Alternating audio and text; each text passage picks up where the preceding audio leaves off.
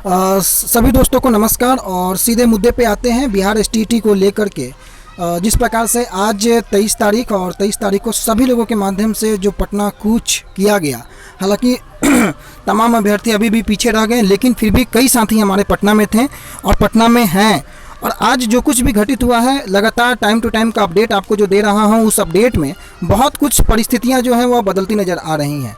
सबसे पहले तमाम लोग जो नॉट इन मेरिट लिस्ट में हैं, वो सभी लोग ये गांठ बांध ले कि आपकी नौकरी होगी। अब इसमें बिल्कुल बेउम्मीद नहीं होना है। अभी 3 ग्रुप था पटना में, जिस प्रकार से हमारे साथियों के माध्यम से हमें जानकारी दी गई।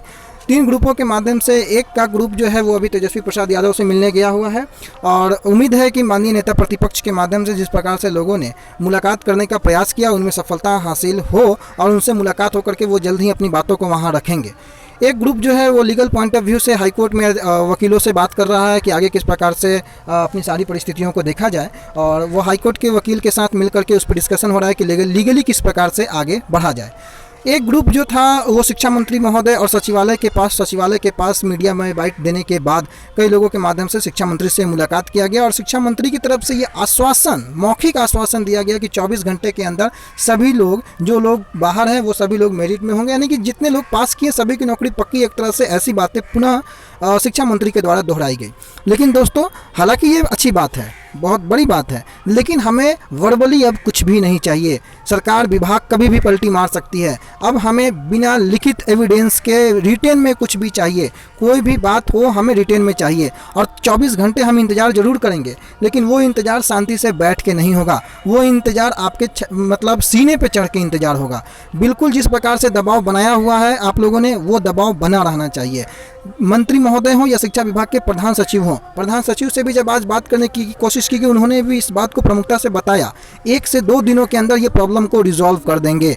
और जिस प्रकार से मंत्री महोदय का आज जो आश्वासन निकल करके आ रहा है कैंडिडेट के माध्यम से कि मंत्री महोदय ने ऐसा आश्वासन दिया है, हाँ, अगर ये बातें सही हैं तो हमें इन सभी चीज़ों को लिखित में चाहिए। और जब तक इसकी पुष्टि, ऑफिशियल पुष्टि ना हो जाए, अब किन्हीं बातों पे यकीन नहीं करना है। बहुत यकीन करके हम लोगों ने देख लिया और जिस प्रकार से यकीन करते करते आज स्थितियाँ यहाँ तक पहुँच गई कि खुद पे यकीन नहीं हुआ, आज अपने आप पे यकीन नहीं है कि हम वाकई में हैं क्या, वाकई में हम एक कैंडिडेट हैं, मेरिटोरियस कैंडिडेट हैं या एक फेल कैंडिडेट है। ऐसी स्थिति भी कहीं ना कहीं विभाग और सरकार के इसी वक्तव्यों के माध्यम से हुई है। तो ठीक है, अच्छी बात है, इंतजार करने को 12 घंटे 24 घंटे में गवर्नमेंट ने कहा है, अगर इंतजार हम करेंगे ज़रूर, उनकी बातों का बिल्कुल तरजीह देते हुए, बिल्कुल ससम्मान के साथ, लेकिन तीनों पॉइंट ऑफ व्यू से हम पीछे नहीं हटेंगे। चाहे वो लीगली हो, चाहे वो मुलाकातों का दौर हो, चाहे शिक्षा विभाग, मंत्री महोदय और प्रधान सचिव को दबाव बनाने का दौर हो, हर मायने में आप लोगों को आगे रहना है। और जिस प्रकार से अभी तक कई साथियों के माध्यम से बढ़ चढ़ करके इसमें हिस्सा लिया गया है, आप अपने जोश को ठंडा नहीं होने देंगे। आप याद रखें, कोई आपका साथ नहीं देगा, सिवाय जब तक आपके पास एक नौकरी नहीं मिल जाए तब तक आपको सांस नहीं लेनी है। गवर्नमेंट किस प्रकार से कार्य करती है, गवर्नमेंट आगे क्या करेगी, ये आप लोग इस सभी से बिल्कुल परिचित हैं।